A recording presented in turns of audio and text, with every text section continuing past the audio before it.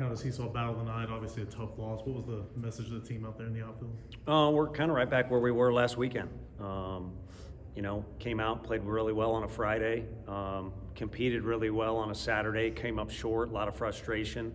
You add in a lot of emotion, whether it's celebrating the good things, and really in both games, or getting down on the bad things, and really all that's a wash. You can kind of cross it out, and it doesn't matter once tomorrow the sun comes up, which I think it's going to come up at the start of the day for once around here, and then it becomes, who can find a way to win the last game. And usually on Sunday in our conference, or any conference really, when you get into these 3-game battles, it is all about just finding a way. I know it just happened, but kind of what was the deal there with AJ in the ninth? Had some tightness in his forearm, and we were kind of at the end of the deal with how we wanted to use him, but either a credit to them or maybe just being off a little bit command-wise. The pitch count climbed pretty quick in the amount of time that he was out there. I mean, he did record 3 innings worth of outs for us. So he did a good job, kind of kept us in the game, and unfortunately I think gave up one of several 0-2 hits that were painful, and again felt that soreness in there. I think he was wanting to warm up or kind of see how it felt, but we're not going to mess with that at this point, or really at any point in that situation. Obviously, it was a close game last Sunday in Tuscaloosa. Do you think anything needs to change mindset-wise heading into tomorrow this time around? Probably for me, you can't hang your hat on or hold on to frustration too long. Everybody in this league is ultra competitive, so no one likes losing, and you saw it today, with the celebration. Everybody likes winning, but again, you got to kind of cross all that out. Once the game's over, you prepare for what's ahead. But what's ahead right now is it's 9:30 at night on a Saturday, and if you're a college athlete in the SEC, or at least a baseball player, I'd like to think you're not going out and partying. You got to relax and eat and rest, and then again, when the sun comes up tomorrow, that's when it kind of becomes about preparation. Do you have a pitching plan for tomorrow? No, we haven't chatted in there and really kind of left it up to how the game was going to go tonight. I mean, this could have went into extra innings very easily, and we had a host of guys down there, so we'll kind of regroup and chat that up. What was Doyle doing so well tonight? He's ultra competitive. I mean, we kind of knew that, this summer when he became available. That was kind of his number one, thing he had as a credit to his name.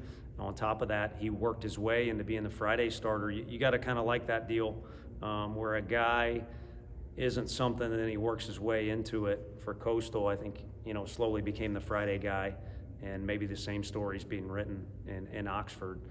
Regardless of how they were kind of, Coach B's always really good at using a full staff, and whatever role they had him in, he seems to be maximizing it and kind of increasing, what they're asking him to do, or what his role is defined as.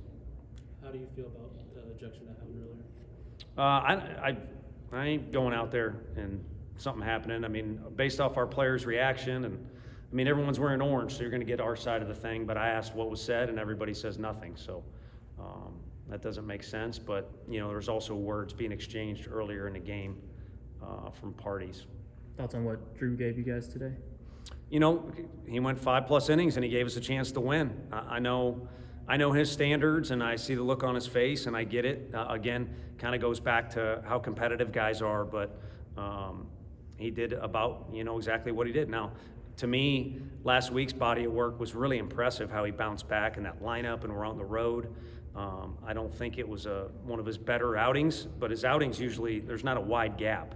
A no-hitter and then giving up 20 runs, there's not usually a wide gap.